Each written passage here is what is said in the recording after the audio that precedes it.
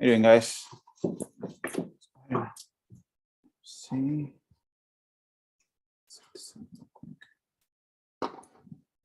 Let's start with the call. Let's go ahead and start the call review. Welcome to the podcast. Let me go ahead and start right here. Hello? Hi, may I speak with Victoria, please? Yes, you're speaking to her. Hi, Victoria. This is Ryan, and you spoke with Alex on the phone about your interest in selling your house. Yes, I did. Great. I am calling back to verify that all the information we have is correct so that we can come to an agreement to purchase your property. Is this a good time? Yes, it is. It is a good time. Awesome. And is this the best number to contact you at in case we get disconnected, Victoria? Yes, it is. It is. What's going on, okay. Vic? Do you happen to have an alternative number where I may reach you at? Hold on. What's your number? 2190. 2190. So I got 2190. Yes. All right. And is that a home phone, cell phone? That's my daughter's cell phone. Daughter's cell phone. All right, great. And Victoria, it does look like I have an email address, which is awesome. And you did call us because you have a house you're hoping to sell. Yes? Yes, yes. Fantastic. We are definitely looking for another house to buy right now. And this property looks like the kind we've been looking for, too. So again, you always just verify. Again, it's like a conveyor belt. I always do the same thing over and over and over. And again, it creates consistency, it creates flow. Again, every call has to be the same to make sure that you're consistent as far as making the right conversations, getting the right information, and getting to the end goal, where you want to get properties under contract, right? See right here.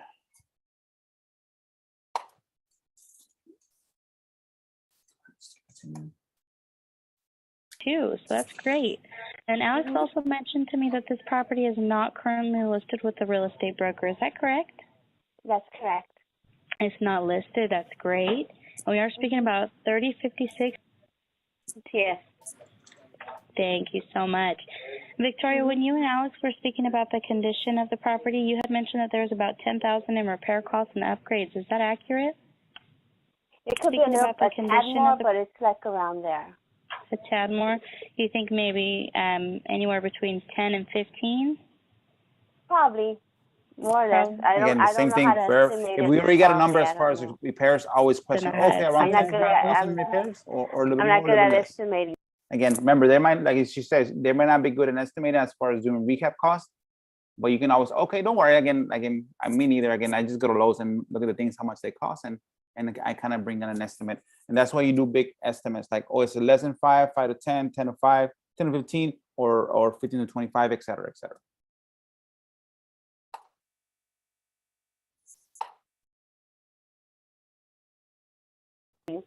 Not good at estimating. That's all right. No problem at all. We do buy houses in any condition, and we don't ask our sellers to do any work or repairs at all. So after we buy the house, we'll be the ones that'll pay for the repairs or updates if necessary. Okay. Victoria, what's causing you to want to sell this property? I'm moving. I'm getting married. Oh, congratulations. Thank you. And I'm moving to another state. Moving to another state. All right. So let's get up and go. Again, here, great way to push her to the things that she doesn't want to do. She's like, oh, you're moving to the United States, perfect. And yeah, I've heard it's. And what place are you going to? Oh, you're going to California, perfect. Well, it sounds like you're looking to maybe keep this house as a rental. I know it's always good to have rentals.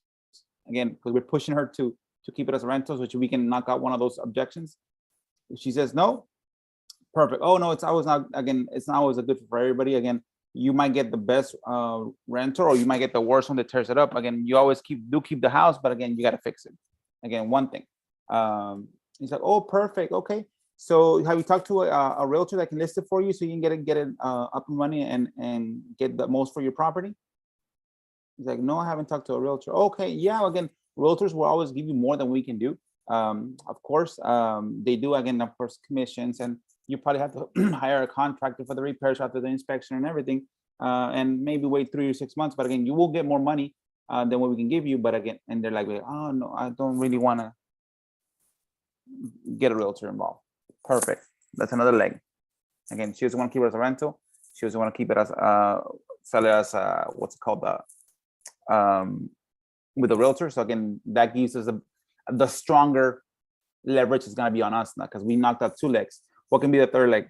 It can be that keep it in the family if it's already paid for. Give it to a sister, to a daughter, not rent it, just give it to a daughter.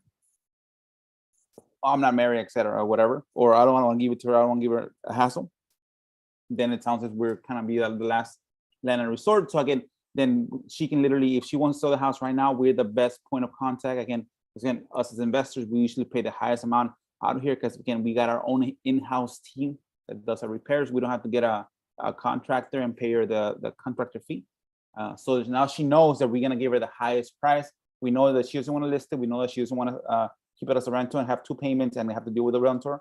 And most likely, we know that she doesn't have someone that she wants to give it to, because most people don't want to give houses to people. And then now you're the best leverage, and now you're saying, okay, perfect. We might be the best option if it works out after all this questions that I'm going to ask you.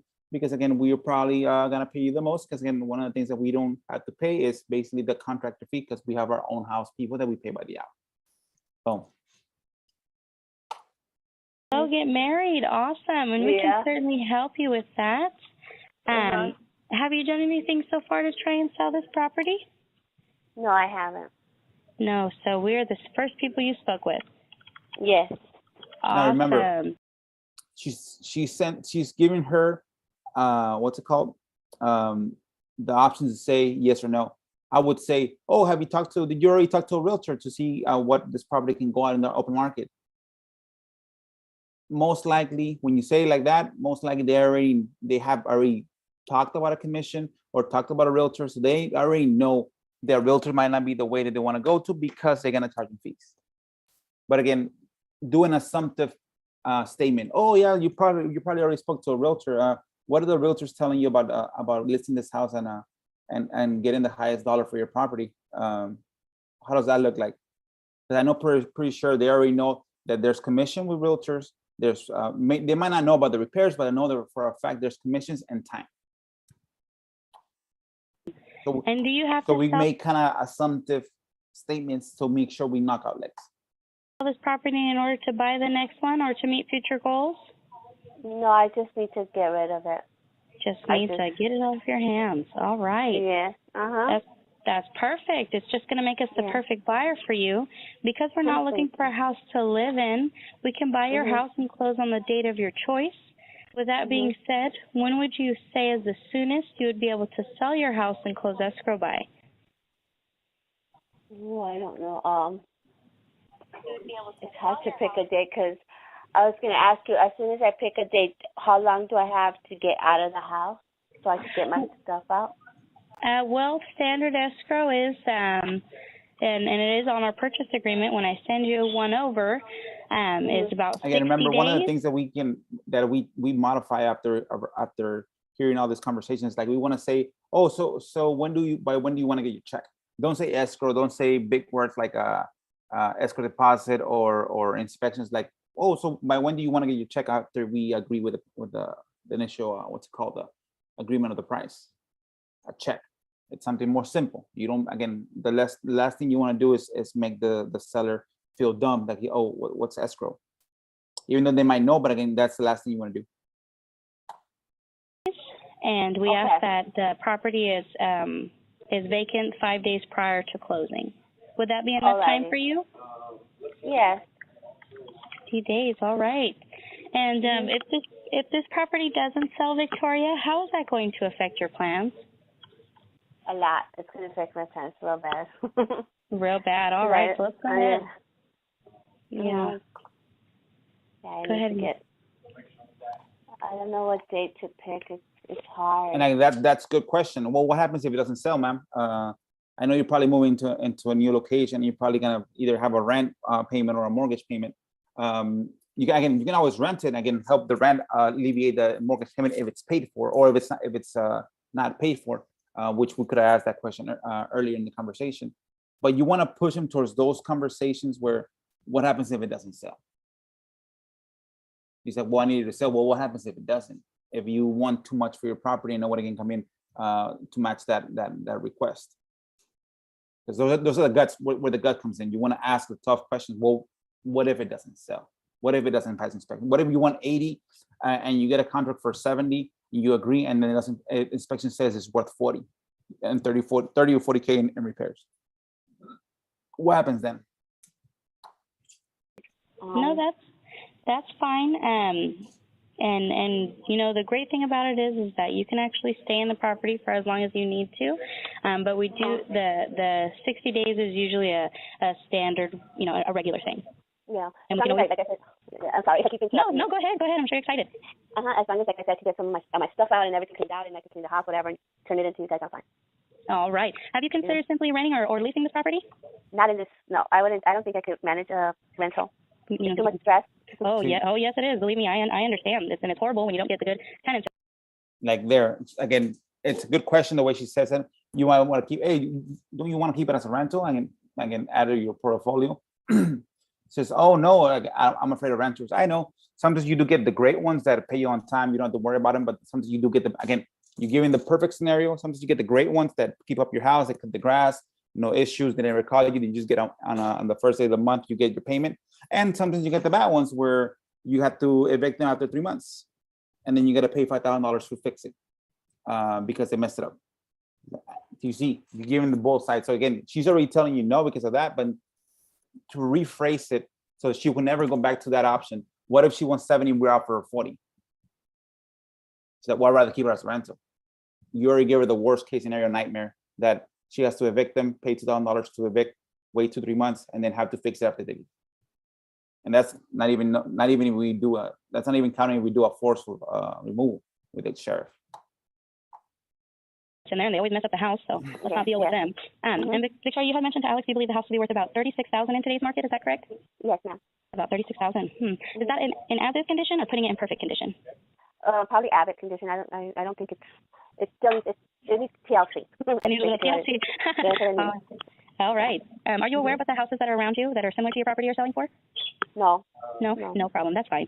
I also wanted to ask Victoria if you're aware of how expensive it is and all the costs involved with selling a house like yours to a traditional buyer. Yeah. There you could have put it, okay, perfect. Have you tried listing with an agent? And again, oh no, again, the agents will give you, again, you want to be as honest with customers as possible when you tell them you probably get more money with an agent.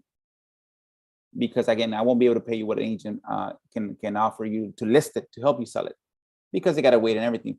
But I know for a fact that an agent can give you the most money. Yeah, you might have to, again, you see, they'll give you the most money. Yeah, you might have to list it for 3 or 6 months, open houses for 3 or 6 months, keep it clean, again, pay for the mortgage, pay for the light, pay for the water, again, pay for the appraisal and the inspection. And then after the inspection comes in, you got to probably if you don't know how to do it yourself or you have a full-time job, you probably have to hire a contractor to fix the repairs that are coming up in the inspections, because inspectors are like auditors. They always gotta find something bad with the property so that they can keep their job. But again, that's something that it can manage. Again, if it's gonna give you an extra 10K, perfect, just do it. And they're like, they already saw all commission, time frame, repairs, pay for the inspections, pay for the subcontractor because you're working. It's like, nah, I don't want to do all that stuff. So you literally cutting off the leg. A little bit better than what she's saying as far as, you know how much it costs to sell. Again, commissions, et cetera, et cetera. Just put it like that. Again, you can use both ways. Yeah, it is. Yeah, it gets pretty expensive. So how much would you say it would cost you to sell your house to a traditional buyer? Oh, I don't know. It would be quite a bit because right here it's hard to sell them real quick because of the property taxes. Property taxes are very high. Okay, property taxes are very high, and that's fine. To be honest with you, most home sellers are not aware of how much it costs to sell a house, so we're not going to worry about it. And Victoria, there's no mortgage on this property, correct? No, it's paid for. Perfect. Paid Perfect. For. Let me tell you a little bit about what we do and the benefits we provide, and ultimately what we can do for you. We actually buy houses like yours all the time, and we're going to be paying for all the costs. So the things like real estate commission, title insurance, and escrow fees, as well as the transfer tax, termite clearance, and roof certification, and that list goes on and on. And we do buy them in an as-is condition. We're going to assume the responsibility for all of the needed repairs, whether we have seen them already or not. So whether it's 10 or 15,000, we're going to pay for it. Okay? Okay, ma'am. All right. And one of the positive factors about selling us your house is I know you said you'd need a little bit of time to afford to buy it because we do it with no less than 15,000. Is that correct? Yes. 15,000. Is that the least that you'll take? Yeah, because I was at 20. You're at 20. Alex said that you were looking to walk away with no less than 15,000. Is that correct? Yes. 15,000. Is that the least that you'll take? So again, you see that one. The last conversation was with the agent was that it was worth 38. She said she'll take 20 and the lease was 15. So again, it's basically a lay down. Yeah, because I was at 20. You're at 20, yeah. And yeah, that's the least I could take. Yeah, because I paid about that much for this house. Okay. When I got it. All right. And you can't see yourself doing better than 15,000? You mean more or less? Less. No, I can't. I'm No. sorry. No, I can't. No, that's okay. I know it's kind of a confusing question. And so 15,000, is that the lowest you'll go? Yes, I think I would. Okay. Do you think you could consider 10,000? How about, let me see, 13? 13? Would that be better? You would consider doing 13? Yes. Would that be better for you guys? Yeah, I think I would like to purchase the property at 13 if you're committed to sell it today for 13,000. You see, you always ask for additional consideration, for additional discount. Can you see yourself doing better than that? Again, she said, can you see yourself doing better? Again, we are paying for the closing costs. We are paying for the assets clean out. We are paying for the, what's it called, the tax escrow fees. We are paying for the escrow fee. We're paying for the title policy that usually the seller buys for the buyer. If you pay for all that, would you consider doing a little bit less? Again, you always want to give, in order for an ask, you have to give something. If you want to get a discount, like after this, you always get discounts. Like me, I always get discounts. So once I lock it up, I do a walkthrough and then I take up all the pictures and I say, well, ma'am, I know we're at 85. Based on the pictures here, again, I spoke to my contractor. He wants to be at around 75. I know that's too big of a discount, but is there anything that you can give us as far as an additional discount so we make sure that we can lock up this property and finalize it through the purchase and be quiet? You asked for, it was 85, you asked for 10 discount. It depends. 10 discount in my area, it's a big discount. He's like, well, they're probably gonna say, can you do 2 more? Just a moment. Can you do 3 and we make sure we can buy this property at that price? Perfect. Remember, if you do that consistently in all your deals, if you, let's say you lock up, if you close 1 deal a month, that's 3 times, that's 12,000, that's 12 deals, right? 12 times 3 is 36,000. That's a whole salary just for asking a price, sending a couple of pictures, having the same beverage. Okay, ma'am. Well, once we do our physical walkthrough, based on the condition, there's a couple of things that we didn't see and we didn't talk about it when we were going over your property condition. Now we're not saying we can't buy this property, but I spoke to my contractor. He said he wants to have at least another 8K cushion or 10K cushion from a discount. I know that's too big for you. Again, you being an advocate for the seller. I know that's too big of a discount, but I tell him that I will ask to see how much you can do, so we can make sure that we can continue with the process of purchasing your property. And then you be quiet and you wait for them. Well, I can't really do anything. Oh, it's gonna be kind of tough. Can you see maybe doing again? If she says no, I can't do anything. I'm fixed at 85. Oh, it's tough. I know my contract wants to be at 75. Can you be at 78? Because you asked for her to provide a discount. She said no. She said no, I can't do anything. Then you push it up. You don't push it up to like 80, 82. No, you do like 78. It's like not really. Like we really want to make this property get purchased and get finalized, but we got to be a little bit lower. Can you still maybe helping us with something? Again, we are paying cash. We are paying as is. Again, she's gonna give you, even if she gives you $1,000, that's $2,000 a year for 12 deals. She gives you 2, that's 24. She gives you 3, that's 36. Again, and that's a whole new salary. So yeah, that's a breakdown of a call, and you lock it up. You send an email, and then you go do walkthrough. What's up, Vic? How you doing, my brother? What's up, man? How are you? I'm good. Good. Yourself? Good, man. We got a contract signed yesterday, so we're getting back on the momentum train. Okay. What does that look like? This one is a lease option on somewhere in Conroe, Texas. Okay. There was a scrape from Zillow? Yeah, scrape from Zillow. Okay. So this one we actually back in, I think May 22nd, May 23rd, we texted this person. They said they had 2 written offers. So they said, okay, if it falls through, then I'll give you a text back. And they didn't text me back. But then yesterday or the day before, they texted me back. And then I texted them a little bit in the morning. Then Justin gave him a call and we locked it up. Perfect, man. Yeah. What does the number look like? I think he wanted the 325 and it's worth 325. But we're probably gonna mark it up for like 355 and get like around a 7 to 10% option fee on it. Okay. But we do need to give the seller about 7,500 because he wants 5K down.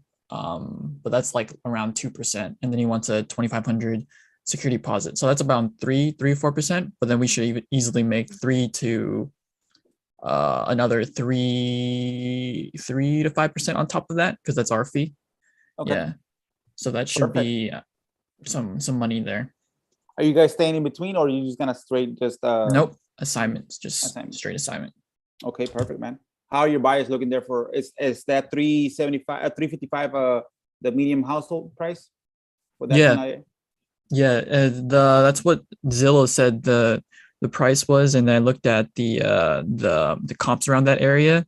Yeah, so it's higher than that actually. So I think it's actually below median price. Okay. Is it below Yeah. market price or below or you Below just- market and below, I think it's at market but below median price. And what do you think the ARV is? I think the ARV, well, I think because it's a recently remodeled house, I think the ARV is probably like maybe 5 to 10K higher, so like 335. Okay. So it's a little bit below, and then I think the median price around there is like 335, 340, something like that for Conroe. That's good, my guy. Definitely. Like how long ago was the first initial text that you guys sent this?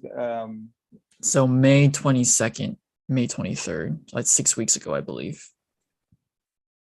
Okay. Around Perfect. 6 weeks ago. Yeah, we did no follow-up because we just said, okay, let us know if anything goes wrong. And then he followed up with us. You said it was May 26th? May 22nd. May 22nd. Okay. Yeah. Now you didn't do no follow-ups because you didn't want to, or you maybe fell between the cracks? Well, because he said that he was gonna go through the written offers, right? And then he took it off market, and then he put it back on the market, and then he took it off again, and then he reached out back to us. We didn't do any follow-ups because we only really follow-ups with people that say no directly.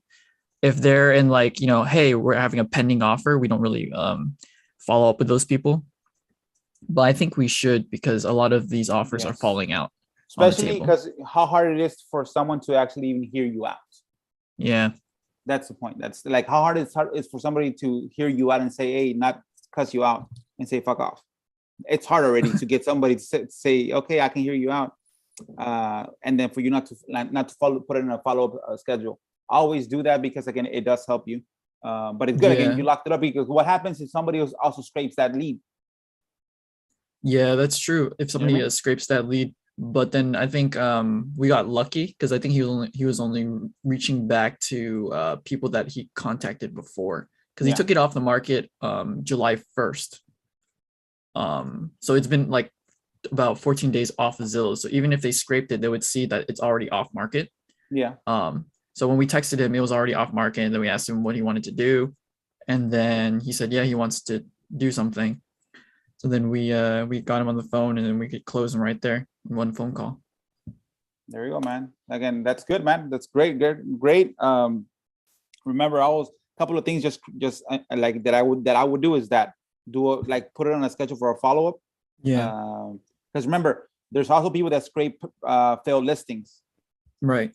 So again, if it's considered maybe a failed listing because it's removed, I would still call it, because usually they call it 5-year-old listings, but you never know what if a new guy says, hey, go call expired listings. And if you already have the foot in the door, I'm closing it behind me.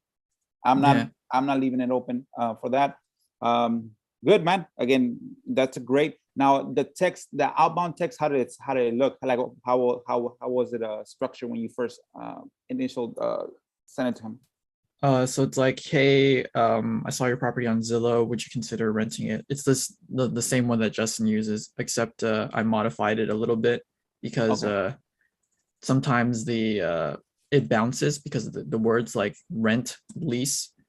They get like targeted, like you can't use it for some carriers. It gets blocked.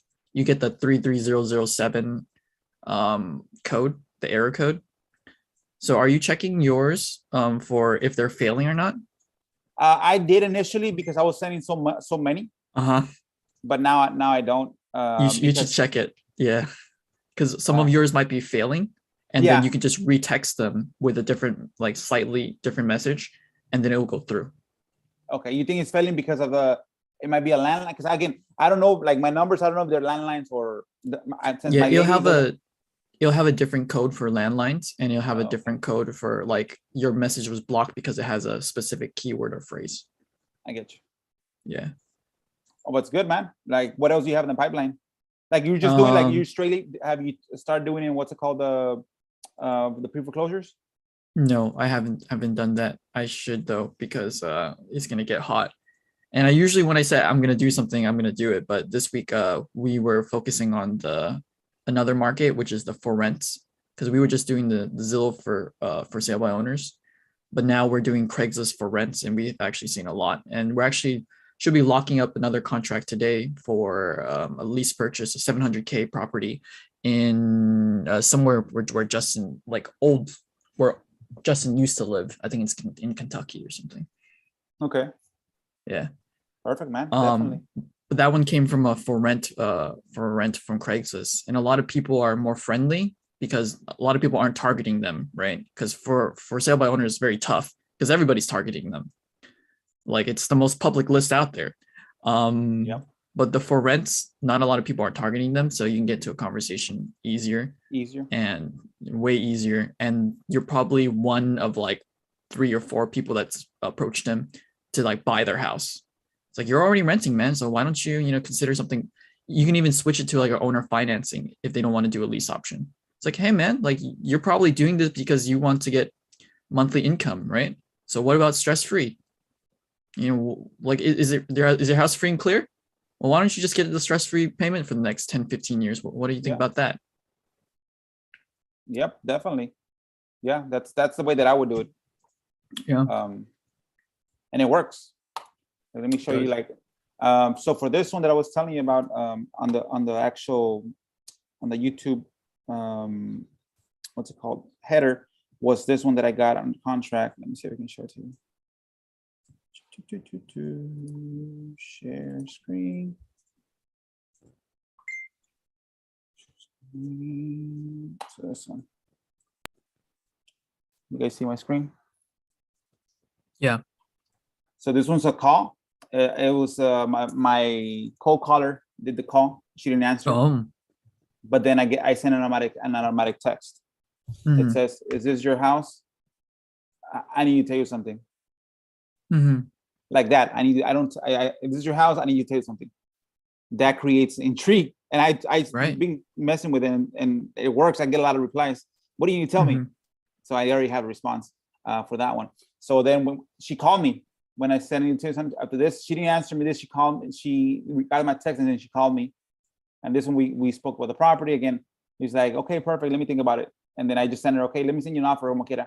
I have an offer. The range is 68 to 108. At 108, it's like, the reason why I do it, because I already know those areas. Again, I had a good feeling from her, from a conversation when we were in the call. Like, you know what? Let me send her that range. And then she's like, "Well, I have a range from 68. Again, I give her specific numbers because that kind of tells her that I'm actually doing something. It's a number that I'm actually calculating. I do sometimes do test even numbers and crazy numbers like this. And she said, "Oh, when and how would you do the review?" Again, this one is depending on the condition review. We set up the condition review. So this one was July the 1st. July the 1st. I did the condition review on that Saturday. He's like, "Well, it's rented. Talk to your renters. Let me know when it's available, and I'll go look at it." So then I went to look at it on a Saturday. What was Saturday? After July the 1st. And it wasn't July the 4th. Let me see. So I went to go see it on the July the 9th. So the first conversation was July the 1st. I went to go see it on July the 9th. And then let me show you here. So at 108, it was already a deal. So this is kind of like I'm already in the money in between these two numbers. Right. This is how big my spread's gonna be. What's up? And then let me show you this on the screen. Stop sharing. Is this the text deal that you're talking about, or is this a different one? That's the text deal that I'm talking about right now. Let's see. And that one's it was a scrape that I did myself in the county. I had my VA put in the address, So I know what I'm looking at. No, this one's a hot zone. Let me see. Hold on. I'll tell you right now. So this one's a hot zone. Let's see. Yep, it's a hot zone. So basically, what I mean by a hot zone is basically areas that I know where the market's going. Right. And then again, I know I could have done it. Again, I'm pretty sure I could have done it through what's it called? Through PropStream. Wow. Through PropStream. But I was like, nah, let me just go ahead and do it through ListSource, because I know ListSource. So basically what I did through the map, the geo map from ListSource, it's more simpler for me, ListSource. It's more raw. So it's kind of more simple for me to do it. So basically I got like 20 different hot zones in my area for my whole 2 counties where the market's going. And that's what my VA. So I got the hot zone. I literally did the geograph, just those areas. So I got like 5,000 leads all across from those areas. And then I had that one I paid lead mining to skip it for 7 cents. I got them back. And then I uploaded to, I got like 4,000 back because the 1,000, they couldn't find them. And I had my VA started calling those leads. What kind of leads are they? Are they the pre-foreclosure leads? No. They're hot zones. So if I know there's, so basically, let's say they're buying properties right now here, right? Let's say for here, right? And now it's shifting to a place over here. So there's been like, it's activity here. So then I go to that subdivision there and I map the whole subdivision and I start calling all of them. Because here is saturated. Over here, they're barely going over there. So I do bandit signs in that area as well, but I'm also targeting them through what's called door hangers, and now I'm also targeting them to a call. So basically you're doing like right next to the hot zone, not at the hot zone, right next to the hot zone. No, at the new hot zone, the future hot zone. Oh, future hot zone. Okay. Yeah. So then it's just, there's no trigger. There's no taxes due. There's no, again, I don't search for taxes. I do have a stack that I started doing in a reply, but it's just takes a lot of time. Right. So, but I just do by the hot zones. Again, that property doesn't have taxes, doesn't have anything. So I went to go see it. It looks good. And I came back with 71,003 something, I think. You know what would be a good idea too? If you looked at the Craigslist for rent signs near the hot zones, and then, that would be even like, I guess you can stack those lists, right? Anybody that would how would I get it for rent? Like easily? So you have to get like a VA, like if your VA can just pull, basically they go to Craigslist and then they just take that entire list, right? So for example, they can go to your hot zone will have a zip code. That subdivision will have a zip code, right? Because a subdivision is inside a zip code. So then they can, let's say within plus or minus 2 or 3 miles, because the subdivision is usually really small. So all those subdivisions, you can map out the zip code and plus or minus 2 miles, then have your VA go in and take those ads and put them in a list. And those lists will have an email or a phone number, which then they can go through and they can text if they have a number, or if it's an email, they can just use GMass. You're familiar with GMass, right? It just basically sends out a bulk email to all of them. So then they will come back and they'll give you a number or an address, either or, right? Because if you have the address, then you can have the number. If they have the number, you can have the address, vice versa. So your VA can do that pretty simply. And to even filter it out some more, I can give you some keywords, which will remove most of the junk.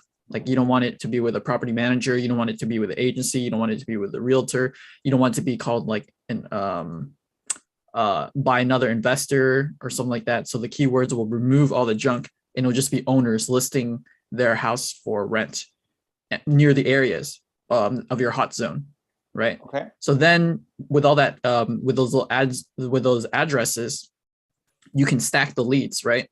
Because if you have the address for one place that's already for rent and the address that is in the hot zone, most likely when you have that number matching, that person can be really, really motivated versus if it's just a regular hot zone or regular for sale, for rent. Okay. I get you. So that's an idea. That's an idea. Where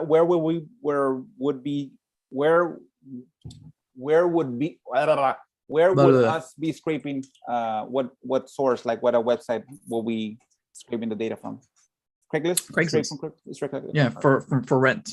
For rent. And you can And you can get you can just find a VA and then you can have them do that specific task. No, I'll have my VA that she can do it. Yeah, she can do right it. now, since she's done scraping all the data, she's just doing Facebook bumps.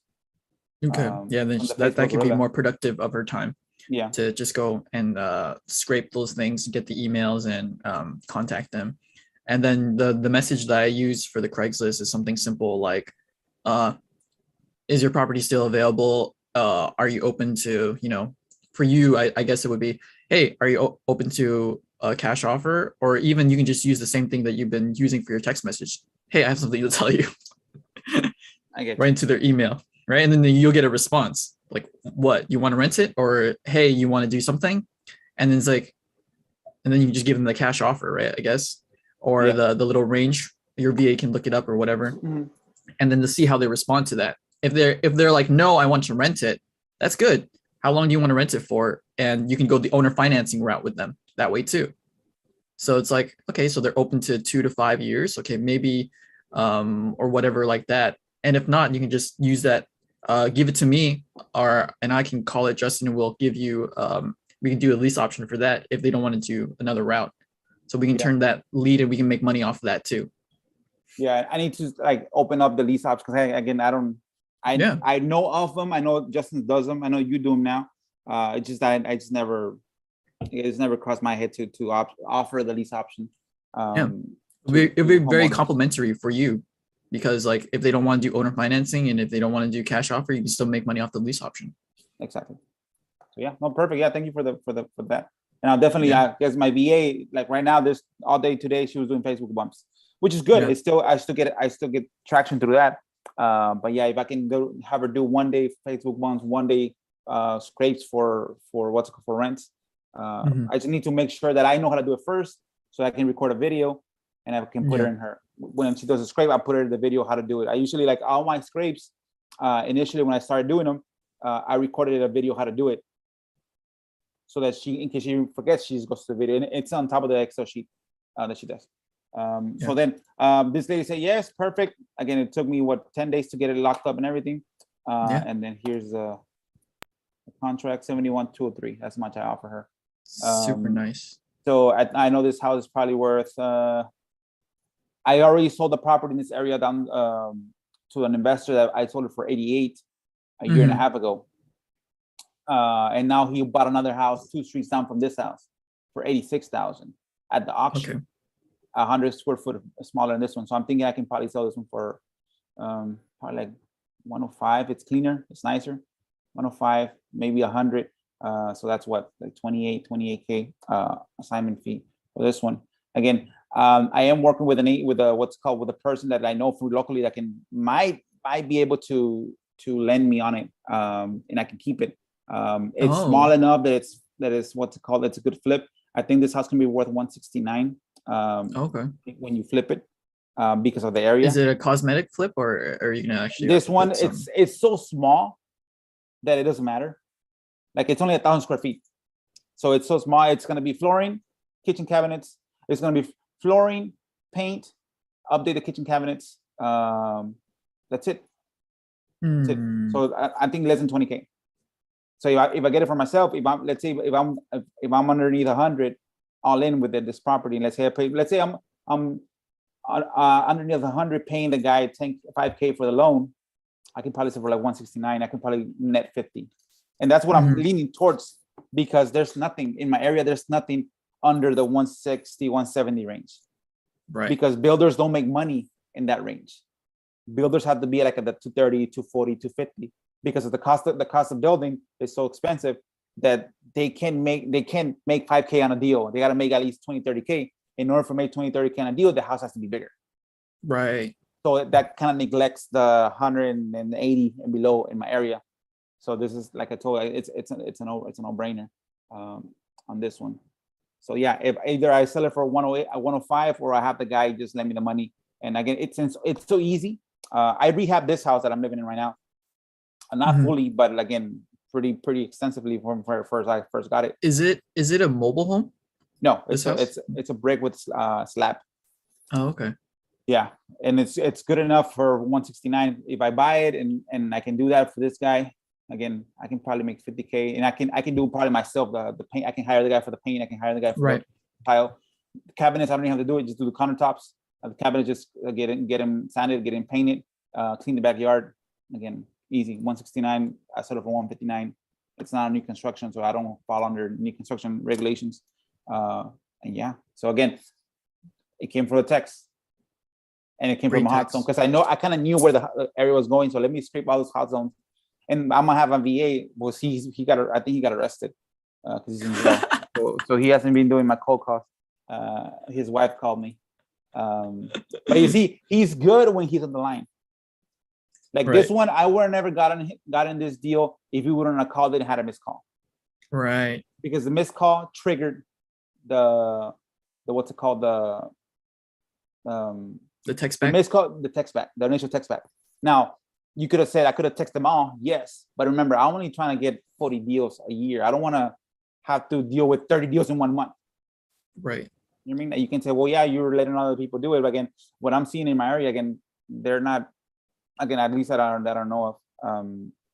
They're not targeting those deals. They're targeting more the bigger team, the McAllen areas. They're kind of cleaner. It's a good tip though. The hot zone. Yeah, hot just zone know where like the markets are going. Like with the McAllisters, it's a really good area.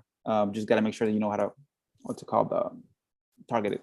But yeah, man, that one came from a text, which is good. The other one that I had in the other location, the threeplex, I'm gonna do owner finance. So she's gonna owner finance it to me, 0 interest, 2K down, $500 a month. So I know that was this the 60K assignment? Yeah, the deal? threeplex That I got for 78.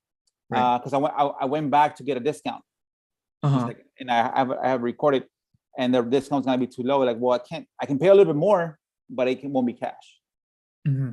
I can probably pay I think I offer 5K more, and I was at 78.9, so I offer 83.9. But you get owner finance for me for the next 3 years. You get 5. So you went for a discount, but she said no. So you gave her on top. So she was like, okay, this is a different conversation. Yes. And Smart. Again, you see how it's kind of like pattern interrupt. You first hit her with a big discount, and I told her, you know what, it's gonna be a big discount. I wouldn't even want to tell you the discount because I wouldn't tell you to take the discount. It's too big. It's too steep. And she's like, Mhm. is it at 30? He's like, no, it's a little bit bigger, better than that. Okay, I'm not that much of a scoundrel. It's at 50, but I know I wouldn't recommend you taking that deal cash. She's like, no. So it's like, well, what we can do is offer you more. So that kind of like, what do you mean more? Yeah, I can give you 5K more because I'm giving you the 5K as an incentive for you to owner finance to me for the next 3 years. 3 years, okay. Yeah, so I think for me, it's just the play for this one. It just put the 2K in her pocket, pay for the next 3 years, $500 a month. And I know for a fact that area is going to appreciate. So I literally, I don't have to do anything. Just keep it, make sure that it doesn't fall down. And I can sell the land probably in about 2 years for like around 100, 190 because of the area where it's going. So again, I'll probably owe her, if 2 years goes, I'll probably owe her what, like close to 75,000. And if I can sell it for 190, again, cash out that. So again, just that's how I offer the discount. Too big of a discount, then I offer her a counterbalance as getting an owner finance, and she agreed. So, can I ask you a quick question on how you structure the owner financing? Because if they don't accept your cash offer, do you just give them like what you think is what you think it's worth, like at like 100%, and then you just do 3 years, like 0 interest, zero? Well, usually the price that I lock it at, it's already at a discount price. Right. So again, I'll go from there. And then at first I can do 5. I go straight to 5. So basically you say, well, I cannot give you the 78,900 that we agreed on, right? There's 2 ways that we can do this. Again, I always put it on my contractor. I spoke to my contractor. Again, we got 4 bids for 4 different people. Again, it's just the cost of material is super heavy right now, super high. So we can do either 2 things. We can ask for a big discount, which I don't recommend you taking it, ma'am, because it's gonna be too low for you. And I don't even want to tell it to you. And then she told me, what is it? Is it 30? You're like, no, it's 50. And I wouldn't recommend you taking it. Remember, I'm being her advocate. And then I Right. told her, but we can do this again. I know you want to leave this house because it's heavily repaired. It's in a heavy repaired status. You have to really put a lot of stuff into it right now. Right. But what we can do is this. I know I offer you 78. I have the okay to give you $5,000 more, but you got to be the bank for us for the next 3 years. Mhm. She's like, how does that work? So basically, it's usually become the bank. Again, our Encore title company, what she does, they create a warranty deed with the vendor's name. Because she kind of knew, the reason why I'm throwing this words, because she kind of knew warranty deeds and the trust. So she kind of is versed with that. So I kind of match her same level of intelligence. He's like, yeah, all we do is basically create a warranty deed with the vendor's name with the promissory note. So basically, I'm giving you 83.9, 2K down. So I'll owe you 81.900. You're gonna owner finance with me that much. So we become a warranty deed. You become the grantee on the bottom. That I owe you the 89.900. The promissory note says it's gonna be $500 for the 36 months, and then at month 37, it's gonna be the balloon payment of this much. If there's any issue with default, again, the reason why we're giving you only 5K additional and we're not giving you any down payment is because the money that any cash that we have right now is gonna go towards the property. Right. To fix it. He said, well, what's the worst case scenario that, let's say you don't pay me? Well, worst case scenario that you don't pay you, I'm paying you $500 a month for, let's say I mess up in 12 months. I'm already paying you, what's it called? I'm already paying you $6,000 in it. And in the meantime, I'm doing some work in the property, so I'm making it look better. Right. And if you foreclose on me, then you keep it on, you keep the 6,000. You might pay 2K for the attorney to do the paperwork for the foreclosure. If I don't want to give it back to you, and you keep a house that's much better. Now it's been improved, and you can do the same thing or keep it and go back into it. So she agreed. So we're gonna do that. Like I was telling you, I'll probably just keep it like that. I won't do anything to it. Just pay the monthly payment on a monthly basis, and then offer to keep it listed for 190 until somebody comes in.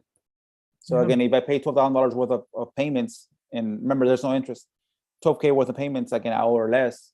So by the time we hit once it sells, again, it's a win-win for a $500 investment plus the 25 in the beginning. Actually, I have it here. See, I have 78, and then plus 3 plus 5, 81. So I owe you $500 in 36 months. I'll pay you $18,000 worth of payments. Because I called her yesterday. But yeah, again, remember, I don't want to have too many deals that clutter my pipeline. I just want to have enough. So that's why I didn't text all those 5,000 leads. I'm happy. I think my co-callers are probably like 1,300 that he's called so far from that list. From the list we were talking about? From the hot zone list where I got this deal from. Okay. So once he finished that, so he's doing 300 calls, but he hasn't done it because he hasn't worked all week. Because he's in jail. He's in jail. His wife told me. So 300 dials a day by, what's that? 10, 3,000. Probably by day 20, he'll go through all the 6,000, the 5,000 leads that I have, and guess what? He's gonna start again. I'll just do it and start again. And he might in between do the lien notifications and do the code violations, do the water shut-offs, do the pre-foreclosures, etc. But I'm gonna target those areas as well. And just an idea, you probably tested it before because I know you did voice drops before. Because basically, almost like his job is basically to ask like 2 or 3 quick questions, right? So yes. So wouldn't a voice drop and then texting somebody back be better? Because I think also you said like 50% probably is like he just misses the calls, right? And then like the majority of them don't pick up, I'm thinking, right? And if they do pick up, then you have, of course, a warmer prospect. Yeah. But I think most of them, like you can get like, they don't pick up and then you respond with a text and then you can get a deal that way, right? So wouldn't a voice drop be also efficient for when you're, let's say that guy can't cold call today, then maybe 100 voice drops would be, you know, like in the meantime, right? Because like, that's true. Because like this queue time, right? Because that guy might be like, he's inconsistent. You said he's spotty. Yeah. So on those days, like, hey, 100 voice drops, maybe like 5 people will call me back and they'll send an automatic text and something can happen. That's true. Yeah, that is true. But then again, you also have like 11 channels worth of where leads come from. Yeah. So again, I can do that. Yeah, I can definitely do that. But then again, so far this year, he's done 2 deals, cold calling. Nice. I made I made on the first deal, I made 28,000. Nice. So no, 20. I bought it for 7 plus I paid like 13,000 for it with tax. Mhm. Because I offered to pay for the taxes and everything. And I'm gonna sell it for. I sold that one for 44,000. Nice. So I made the difference after double closing on it. So that's one that he made. And in this deal, I'll probably, if I assign it, I'll probably make 28 on it. Let's say worse than it, I made 25 on it. So again, once he gets on the call, he's valuable. You know what I mean? And that keeps him, again, part of it being a good steward of my finances. You know what? I make sure that this guy gets fed by giving the job, but by using what he's good at as a resource to be able to make him feel better. And then it's working good because again, whatever I'm putting out there, as far as I'm waiting for him to come back to work for me and for the company, so that he can make the calls. So then that makes him feel useful. Yeah. And then he creates usefulness towards my company. I get a deal, and then he gets paid for the deal. So again, I can definitely, like the reason why I haven't texted all of them. I can definitely text them and not worry about it hiring this guy. But again, part of being a good steward is the money is to be flow not into things. It's supposed to flow into people. You know what I mean? Right. Like into like the property that I bought that I closed on yesterday for 23,000. I gave that guy 23,000. So I'm giving him 3,000. I'm gonna get a property for 23,000. It's a no-brainer. I'm gonna owner finance it for 89,000 I'm looking for 35 to 25K down and cash flow for the rest of the life of the deal. I'll probably cash flow 1,000 for that deal, because at 20, if I get 25K down, it's already paid for. You know what I mean? I already paid 23. So if I owner finance it for 89, and because it's worth 120, 130 fully fixed up. But here in my area, there's a lot of people that first don't have good credit, but they're good with their hands. And if I can match someone that has bad credit, good with the hands, and has a good stewardship as far as saving 35K, that extra that she owes me 35K minus 89, they say they owe me 54. 54 is gonna turn to almost $230,000 worth of cash flow. Yeah. For the rest of the contract. You know what I mean? And so I see how I'm being a good steward. I'm hiring Enrique, waiting for him to come back. He has his duty as far as his calls, and then I can buy the property, pay this guy his property. I give this property. You see how everything's the flow of money is going like this. I'm not keeping it to myself. Oh, I want to not pay this guy $300 a week, right? Because I want to save to do it for 50. I can definitely do it for 50, but that's not being a good steward, because I'm not putting his skills to work. So that's the way I was thinking about that. And that's why I haven't text blasted all those things. I wait for him. I literally wait. The only ones that I text blast are the code violations. The channel that I do myself, which is text via for all my the lien violations, the code violations, the pre-foreclosure, etc. Those are the ones that I text. That's my text channel. Then you got my bandit sign channel. You got my door hangers channel. You got my sticker channel, and I got my SEO channel. That one that I told you about, the owner finance, comes from an SEO channel. That one that I closed for 23,000 came from an SEO that is not even my website. That my website, for some reason, it's under an attorney's website. I don't know if you heard about that. So if you search an attorney in my area, when you click Google says, "Oh, call this attorney." There's a number. It has a number, right? But you click website, it has somebody put my website there. Interesting. So the guy called me from the website. He's like, "Yeah, I'm trying to do this," and it's like, "Well, actually, for some reason, it's a mistake, because that what's it called? I'm not the attorney. Again, I do buy property, so I kind of know more or less. And again, I first gave value. So what are you trying to do?" He said, "Well, my grandpa gave me the property. I want to put it under my name." Okay, so usually what you do, again, I tell you, usually what you do is you do an affidavit of heirship, since your grandma passed away. There was 2. So then an affidavit of heirship that your grandpa does, says that he's gonna invest it to you, and these are the witnesses, these are the errors, and that's usually $500 that they're charging you for it. But I'll do it for you. Again, I'll charge you the $500, but I'll do it for you, and I'll send the notary public and everything. It's like, okay, perfect. He said yes, and then he calls me back saying, you know what, my neighbor is a notary public. She says she's gonna do it for him, doing for him. He's like, perfect. No, save the $500. Have her do it, right? And sure enough, 2-3 days later, she doesn't know what she's doing. So then I told her, well, so what are you trying to do, man? He's like, oh, and then I told her. So first off, I didn't even ask for the sell. I just told him what he needed to do, and offered to do it for him for $500. the paperwork and everything, and have the correct notaries available. And he says, when he calls me back, they says, the notary doesn't know what she's doing. He said, well, what do you want to do? Like, well, my grandpa gave me this property. I put money into it. I ran out of money, and I just want to walk away with it. He said, well, how much do you want? He's like, I want like 30. You know what? Let me see. You know what? I'll give you 20, man. And I'll pay for the paperwork, and I'll pay for the transfers. I'll pay for the taxes for the month, for the year. It's like $2,000. Perfect. So I bought it for 20 plus. That was like 3. So it was the cashier's check for 23,000 something, some change. You see, it came from a SEO, from a website, from a GMB that isn't even my GMB. So is that a hack though? Can you go to all the local attorneys in your area and put your website there? Recommend your website as their website.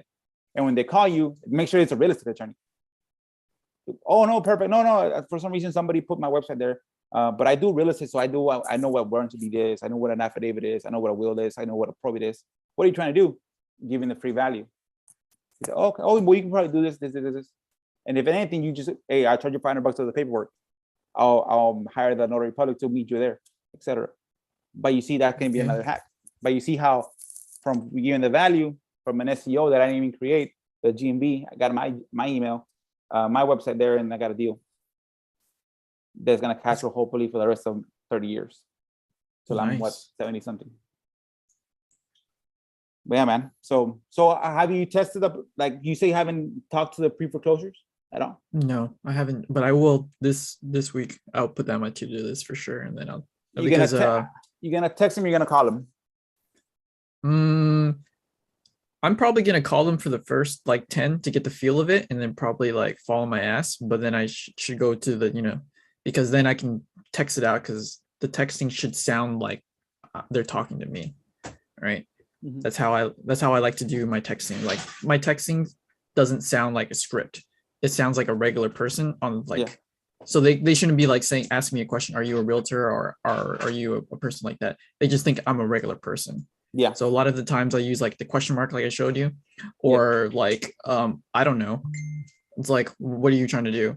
And then I'll misspell words on purpose or something like that, because businesses usually don't misspell words and use like I don't know, and then like don't expect a response. They're always like trying to craft their response to be kind of like intelligent and lengthy. Yeah.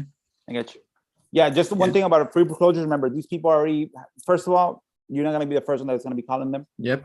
And remember, the way I switched my pre-foreclosures marketing is not being someone that wants to buy the house from them. Right. And that's worked for me because of that, because everybody wants to buy the house already. Right. Everybody wants to kick them out. Like, no, actually, no, we're, again, and that's why I'm telling you, if you know how to create a website, create a website. Mid Valley or mid Dallas, what's it called, home relief program. Yeah. And then just, you know what? No, actually, we don't. Again, at the moment, we're not trying to buy the property. The first thing for us, again, is just basically keeping you in the property. What do you mean? Like, yeah, again, most likely, again, we deal with banks all the time. Probably you as an individual, you probably deal with a bank when you buy the house, probably twice in your lifetime. So we know how banks interact and how banks are demanding and how they're assholes. And usually they don't talk to people. So the first thing we're trying to do is keep you in your house. It's can you do a loan mod? Can you do a refi? Can you sell it? Can you short sell it? And then if you can't do those, which are free, then can you block it through a bankruptcy? It's gonna fuck up your credit, but you can block it. And then you can force the bank to sit down and negotiate your debt. Is that if you don't want to do that, then you got to do block it through a temporary restraining order through an attorney to block the foreclosure. Now, the blocking the foreclosure does not stop the foreclosure from coming. It just gives you time to do something. Now, if you already eliminated the refi, the selling, the refi, the loan mod, the what's called the forbearance, etc., anything, other areas are exhausted, then your only solution is selling it, and that's where we come in. I want to be the first right of refusal. Right? Give me an option. By then, you already know. You probably already got payoff statements, reinstatement statements. What's it called? The condition. You already took pictures of the condition of the house, so you know everything of the house. And okay, you know what? What can we do, man? And now they trust you because you help them. Because usually helping it might take 10, 20 days for you to actually get a hold on them on the phone with the bank, etc. Because just being on the line with the bank, it might take you an hour, 2 hours, while you're holding on the the loss mitigation department. It takes a long ass time. So you're saving them that time, because if you got to work, you can't lose $30 an hour, $30 worth of hour in your work, man, for you to sit down and just wait. Like, that's where we come in. We get a letter of authorization from you, where we can talk to you can talk to the bank on your behalf, and we're trying to mitigate something. And you have the time, you sit down and then you talk, right? And then you come to a conclusion. You know what? No, the bank's not gonna play ball. This is happening now. The loan modification needs income verification. The refi needs income verification. And then you ask this question: why did you lose? Why did you stop paying? Remember, they're trying to sell you as far as giving you all the options to keep them on their house. So they got to be honest with you. They got to be honest. Okay, well, I lost my job, or I had an expense that I didn't think about, and I had to pay for it. So they're being as honest as possible with you. They're not keeping you, because when you're trying to buy something from them, they're like, oh no, they already have it. Let's say you're trying to buy something from like, I'm trying to buy something from you, Vic. They will tell you, how much do you want for it? Like, oh, I don't know. You already have a number, but you're not gonna tell me, Right. because we're negotiating. But when I'm helping them, they're gonna be honest and upfront of everything, because they want to get your help, and they see you as a professional. And again, you don't work for nobody. Again, we just do it. Make sure that there's a lot of foreclosures out there, just because clients don't know how to navigate the foreclosure process and stopping it and blocking it and refinancing and loan modification, etc. So yeah, so just again, take those words and advice when you make those calls, and try one when you're trying to buy, and try one when you're trying to help, and see what reaction you get. Because I'm pretty sure out of 100, probably 90, 95 already got called that they want to buy their house. Hey, you're losing your house, I can stop this. Hey, you're losing your house, I can stop this and keep it in your house. When you see that, I can stop it and keep it in your house, like, oh shit, this guy doesn't want to buy it from me. He wants to keep me in the house. That's different. So that's your opener. You just say, hey, I'm calling, I see your house is in foreclosure. Hey, I want to keep you in your house. I don't want to buy it. Yeah, that can be like, yeah, usually when my text goes like this: hey, I noticed that your property, the bank wants to take it back. Have you resolved this? And they go back, either they call me or it goes back and forth. Mm-hmm. And then my number, they Google my number, and it goes to the website. You know what I mean? And I can be, oh yeah, just check out my website. This is what we do. Right. Because again, people like website, they still say, oh, website is like a highly complex thing. Like, no, it's easy to do, but most people don't know how to do it. Most people think, people, oh shit, this is, yeah, literally a copy and paste. But it works. It gives you leverage. Oh, speaking about that, I built a website in REI Reply recently. It's pretty good too. It's like pretty fast and it's pretty easy, because it just basically like drag and drop and then like copy and paste and format this thing. And I should show you this too, but I created a fillable contract. So because it gives you a form, right? So Okay. when you fill out the form on the contract, fill out the form part, and it puts all the inputs of the contract, and then it sends them an email with their signature, because they can have the ability to sign on the bottom. So you can basically create a contract in a minute. Wow. Isn't that cool? That's cool as shit. Yeah, dude. Yeah. That went over my head though, because I tried messing with REI Reply in the beginning to create so have somebody upload the pictures through the website. Yeah, you can do that too. Yeah. Yeah, I didn't know how to do it. I tried to. I couldn't figure it out. Oh, well, we can So definitely again, talk about that if later you can on too. create a link, like a website where I can give the homeowner a link To upload their stuff. Yeah, I think you can do that. Yeah. Yeah, so they can go on it has to be a phone compatible link, so they can take the pictures and then just go into the website. Would that be on the first point of contact, or would that be a follow-up, for example? Because that'll be like on this one, once like say once a condition review. That condition review for me was easy because I'm local. Right. But if you want to do virtual, perfect. Let me send you a link. Just go ahead and click the link, upload, take the pictures, click the link, and then upload the files to it. Yeah, I think you can do that on REI Reply too. Yeah, you can Like basically if you can create do a form. If you have one just like that, let me know how to do it, or do a quick video on how to do it. That way you can just send that link, and there's no it's just a link that says photo upload RGB, photo upload. Yeah, you can. I think you can do that. I know for example, the documents for sure you can do that, because you can upload direct documents onto that. They can upload it too. but I'm not sure about video. But it should be. I can figure out a way to do it and to tag it to their account. Yeah, it'll directly tag it into their REI reply contact thing too. There we go. So again, if you can do that can benefit like me a lot, and of course you can probably use it as well, because all you do is send a link. Because that, what does that give you? It gives you social validation. Oh, this is a big company. It might not be a big company, like a Wells Fargo, but it's a company that's established, that is doing these things. Because for people like, oh shit, it's super simple. As soon as I click them, you send them, Instead of sending me a text, no, just send you the link, upload the link, click the link, take the pictures, and upload the pictures. And that could also be very useful. Like, for example, like, hey, why don't you just give me like a little video walkthrough about your house, right? You wanted to give me examination, go ahead, just do this really quick for me, right? 360.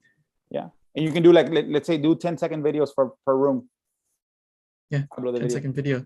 And I give you a quote right there, same day. Yeah, pretty much. Yeah, man. You see that, and that's you making it easier for them to get to the point where you can negotiate a price.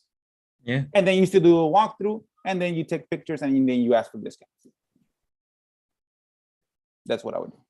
Yeah, let me go figure it out. I think I can figure it out like the same day. I'll text you. I'll text you if I figure it out today or tomorrow. All right. Yeah, man. And let me know how if you have run into any issues with what's it called, with the pre-foreclosures, man. Let me know. Get on it. Like, definitely get on and see how you. I will. React. I promise. I'll promise this week. I'll promise this week. Okay. And then see how it works out, man. It's a whole different animal. The pre-foreclosures. All right. All right, my guy. Be safe, man. Enjoy your day.